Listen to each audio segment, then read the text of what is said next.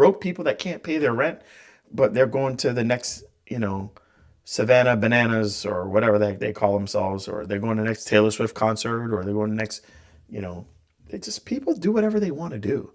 If it's valuable enough to them, they will figure out how to afford it.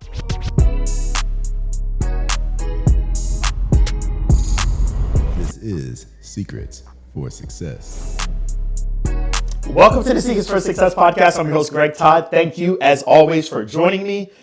Today, let's talk offers. Specifically, let's build your internal economy. I'm actually doing this podcast episode in between coaching calls. I just had a call with my Platinum Mastermind. I'm about to have a call with my membership community. Today's theme of the call is around what I'm sharing with you all. So obviously, I'm spending an hour and a half on these calls and helping the clients with their offers and all the other stuff. I can't do that on a podcast. But what I can do is I can give you the framework of what I think is extremely important for all of us to understand during these times. And that is that right now, at all times, there is the external economy that's going on, and there's the internal economy that's happening within you, okay?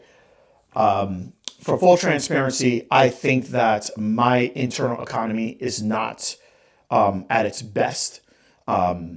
Over my 21 years of being an entrepreneur, I feel like I have had times where it's definitely worse than where I'm at right now. But, I have a lot of, personal things going on.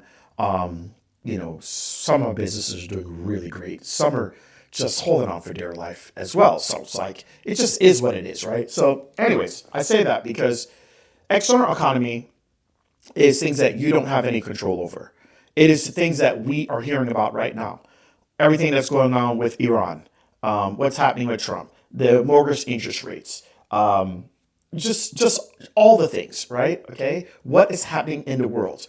Okay, that's fine and that's great. But here's the reality. The reality is that there are some people right now that are winning, and they're winning at levels that they never won like before. Okay, there are people right now that are losing, and they're losing so badly. And I'll tell you, I think a lot of it does not have to do with the external economy. I think it has to do with your internal economy. It has to do with what are you presenting to the marketplace? Do you believe that money should be coming to you? Do you believe that you should be prosperous? Do you believe that that you are born to suffer? Do you believe that you're born to do well? Do you really want to currently focus on your client base and what it is that they need? Are you willing to change what it is that you're currently offering to them so that they can get the thing that they currently need? Okay. And like, that's your internal economy. And I think a lot of times even if we have a strong external economy, if our internal economy is weak, it doesn't matter. We're not going to make money. I think there's a lot of times that the external economy could look extremely dire. But there were times where my internal economy, I had worked on it so much that I was doing extremely well. And so, I'm not at the best I've ever been. I'm not at the worst I've ever been. But, I know that it really shouldn't matter what's going on externally.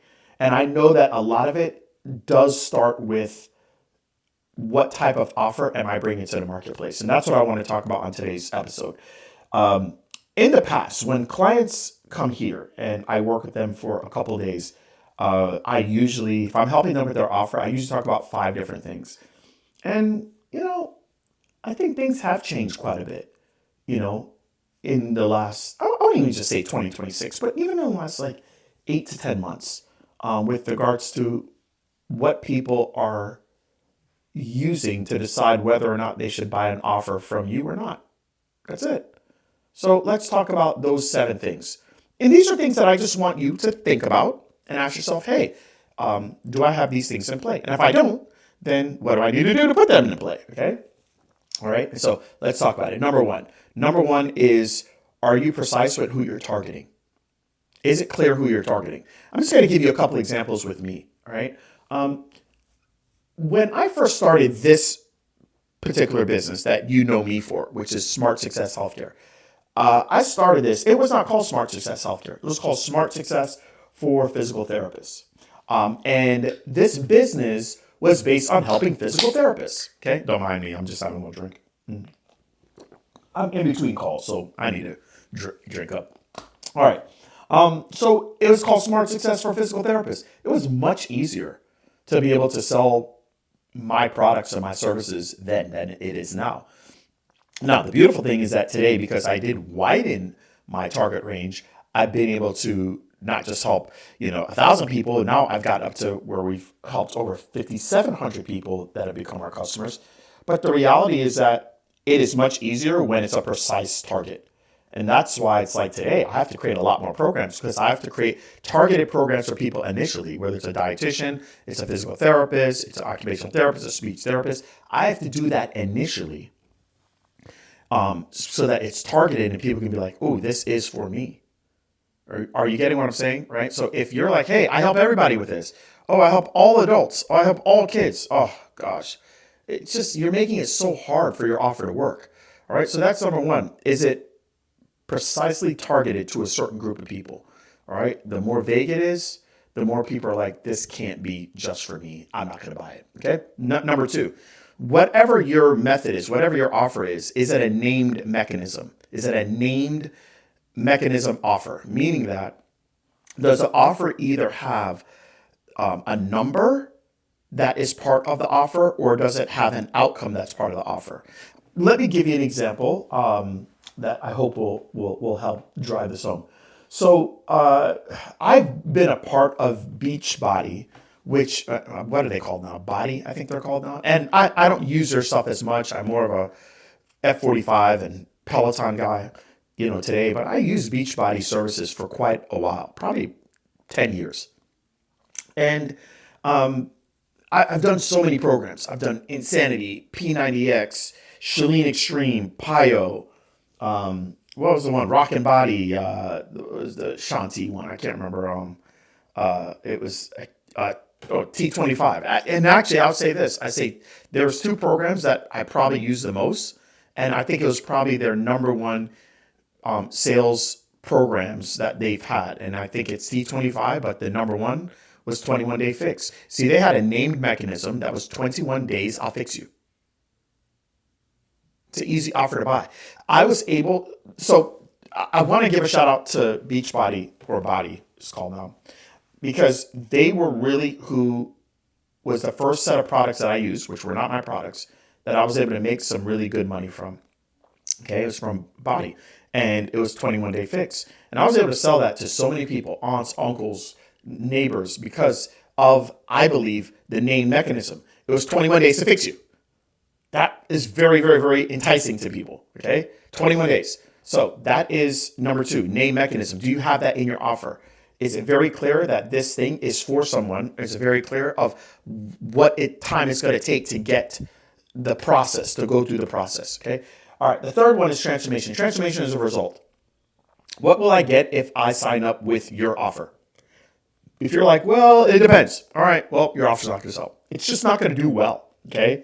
It's not going to sell because the transformation is not clear and it's not conveyed properly to the person. Number four, it's a value stack. So I want to talk about this because I've changed my stance and course on this because it has changed a bit in the market.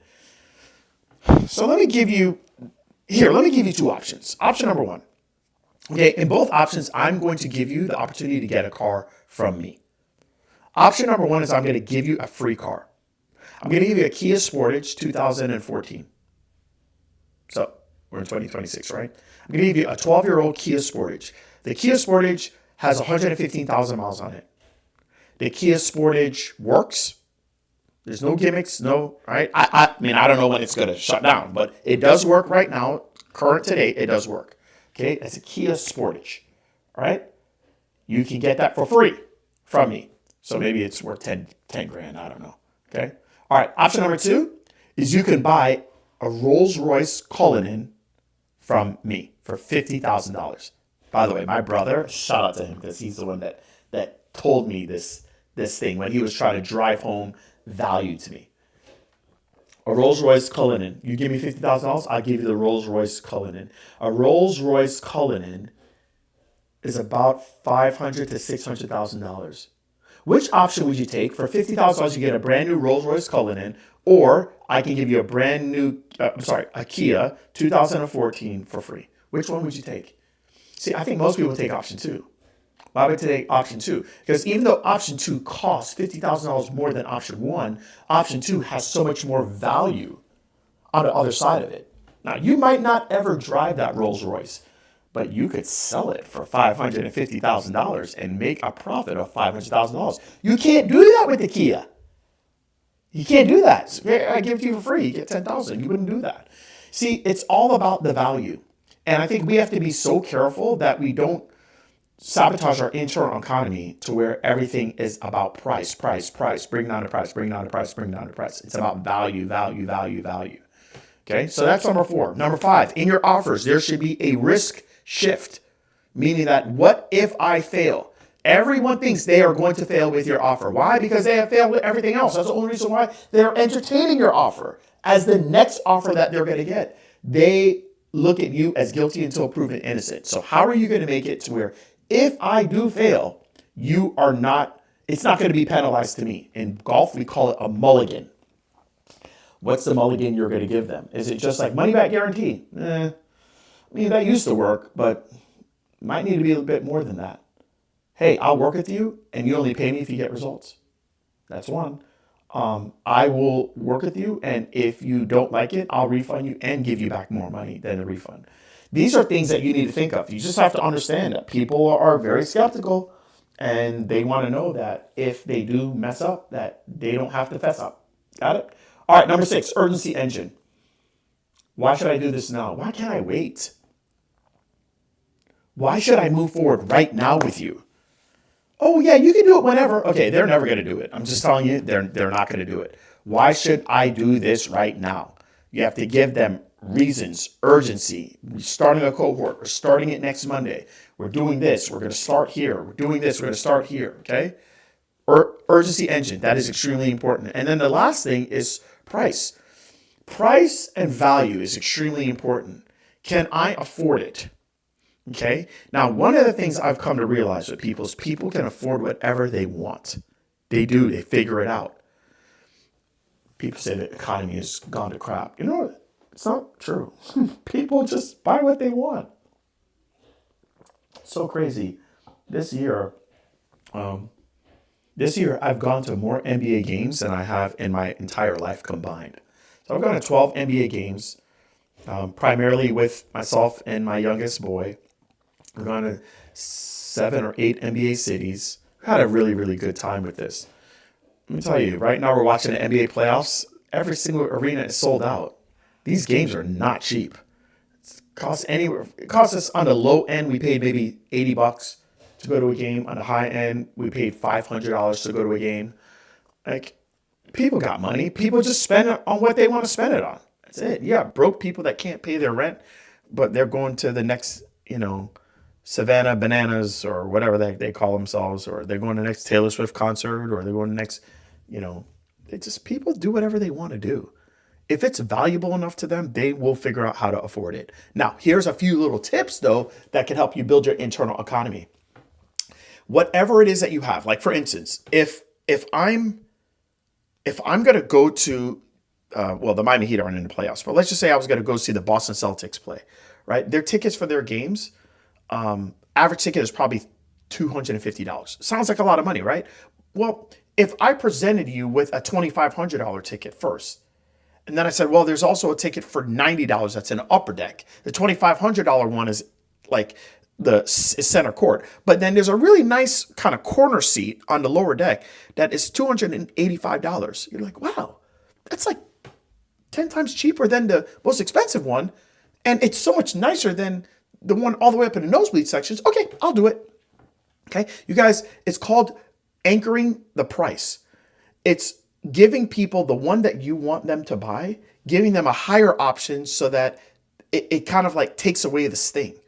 And then also showing them that there's a lower option that's just not nowhere near as valuable as that middle option, right? And so it's just understanding how to present the price, how to stack the value, how to get the precise group of people you're going after, how to name the mechanism so people know this is for me and this is going to do this over this period of time, being very clear on a transformation that they're going to get, and don't put in it depends. making sure that they have a mulligan in place and that we're creating urgency so they move now and don't wait. You guys, this is just one thing to build your internal economy. And I can tell you that if you get your internal economy right and you get your offers right, you can win regardless of what is going on externally in the economy. So I hope this episode helps you. I hope it serves you. And I love you guys. Till next time.